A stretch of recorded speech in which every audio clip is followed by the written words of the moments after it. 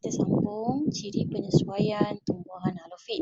Sebagaimana kita tahu, pokok yang hidup di kawasan ini adalah pertembungan di antara air tawar dan air masin. Jadi, ia mengandungi kepekatan garam yang tinggi, namun kandungan oksigennya yang rendah.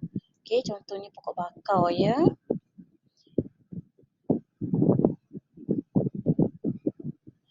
Okey, selain daripada itu, kawasan paya bakau ini juga terdedah kepada keamatan cahaya yang tinggi. Jadi ia perlu beradaptasi supaya ia menjadi sesuai untuk tinggal di kawasan tersebut. Okey, kita lihat struktur yang pertama adalah pada daun. Okey, daun berkutikel tebal serta stoma yang terbenam untuk kurangkan kadar transpirasi. Kutikel ni adalah lapisan berlilin ya. Daun sukulen dapat menyimpan air. Sukulen bermaksud tebal. Daun mempunyai struktur khas yang dikenali sebagai daun hydatid untuk menyingkirkan garam berlebihan. Maksudnya di hujung urat daun, di mana struktur tersebut dah diadaptasilah untuk singkirkan garam berlebihan. Selain daripada itu, daun yang tua dapat menyimpan garam. Secara automatik akan gugur bila kepekatan garamnya sangat tinggi. Okey, kita teruskan dengan penyesuaian akar. Okey, sistem akar yang bercabang luas dan wujud dalam pelbagai bentuk dan saiz. Ia bertujuan memberi sokongan supaya pokok terus hidup di dalam tanah gambut, iaitu tanah yang jenis lembut dan berlumpur. Ia juga mengelakkan tumbuhan daripada tumbang akibat tiupan angin yang kuat sebagai penyokonglah. Okey, sistem akar pokok bakau juga ada ratusan akar pernafasan yang digelar sebagai pneumatophore. Ia tumbuh tegak di atas permukaan tanah yang bergambut tadi.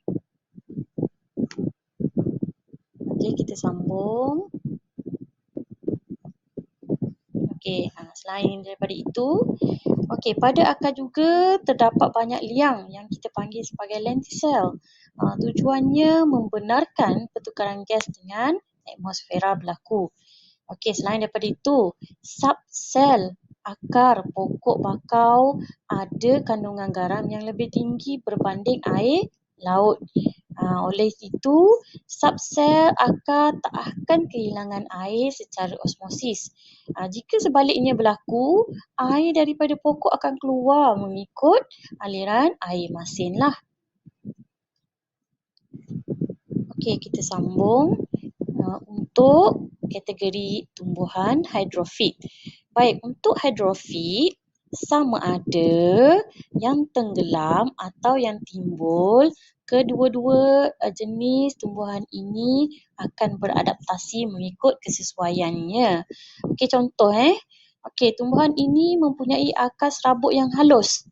Boleh rujuk pada gambar rajah. Okey, contoh pokok-pokok seperti Ecomia iaitu keladi bunting, Hydrilla dan juga Elodea species. Kategori rumpai air. Okey, akar serabut yang halus. Kenapa? Sebab nak sediakan luas permukaan yang besar dan memerangkap gelembung udara bagi memastikan tumbuhan ini lebih stabil dan juga ringan.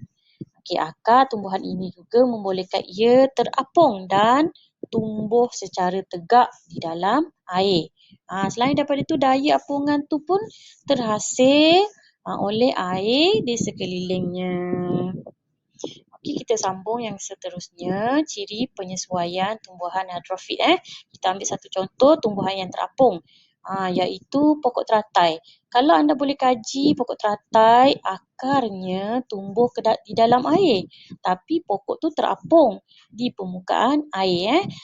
Cumanya akar tak cecah dasar kolam. Sebab dah ada air kan untuk serap air. Akarnya tujuannya untuk serap air je. Okey, manakala Daun yang lebar, nipis dan rata membantu tumbuhan untuk menyerap cahaya matahari semaksimal yang mungkin untuk proses fotosintesis. Okey, seterusnya kita sambung pada bahagian daun lagi. Okey, stomanya bertaburan dan terdapat pada lapisan epidermis iaitu kulit lah. Kulit bahagian atas daun. Epidermis atas juga diseliputi oleh kutikel belilin. Tujuannya untuk ia bersifat kalis air serta memastikan stoma sentiasa terbuka. Okey, bahagian batang tumbuhan ini terdiri daripada tisu yang ringan dan ada rongga udara supaya ia ringanlah untuk konsep keapungan ya. Seperti pelampung. Okey, tisu yang berongga ini dikenali sebagai erenkima. Okey, kita sambung lagi. Ciri yang lain untuk pokok jenis kedua yang tenggelam sepenuhnya. Contoh, Ilodia spesies. Okey, rumpai laut. Tumbuhan ni sebenarnya sangat banyak dan memang pelopor utama di Amerika. Okey, juga dikenali sebagai penyapu air. Ia merupakan tumbuhan yang tumbuh dalam air sepenuhnya, mempunyai daun yang nipis, kecil dan banyak. Kenapa? Sebab dia akan meningkatkan jumlah luas permukaan isi padu serta meningkatkan kadar resapan air, garam mineral dan juga gas terlarut supaya ia larut secara terus ke dalam tumbuhan melalui epidermis. Okey, yang seterusnya. Okey, tumbuhan tenggelam ini tak ada stoma. Okey, perlu highlight, perlu ingat tak ada stoma dan tak ada kutikel belilin. Okey, kenapa kalau ada stoma macam mana?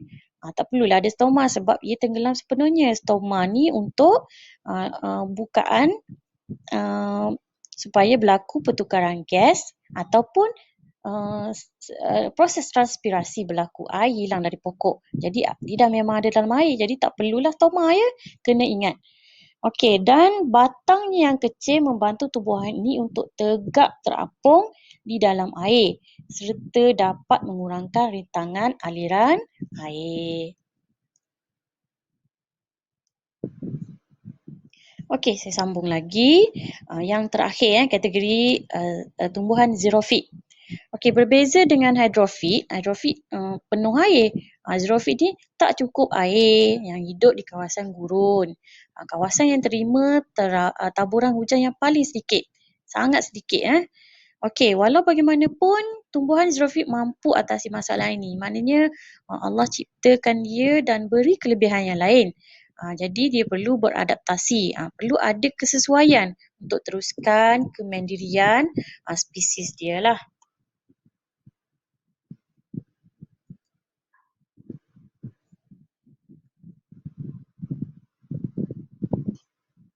Okey, kita lihat ciri penyesuaian tumbuhan xerophyte. Okey, pertama adalah akar tumbuhannya yang tumbuh secara meluas serta dapat tembusi jauh ke dalam tanah supaya dapat serap air, dapat serap garam mineral. Air yang diserap disimpan dalam bahagian akar, batang dan juga daun lah. Okey, selain daripada itu, batang pokok kaktus akan menjalankan proses fotosintesis. Selama ni kita tahu, daun kali hijau, hanya daun yang berfotosintesis. Tapi bagi tumbuhan xerophyte, bahagian batang yang menjalankan proses fotosintesis.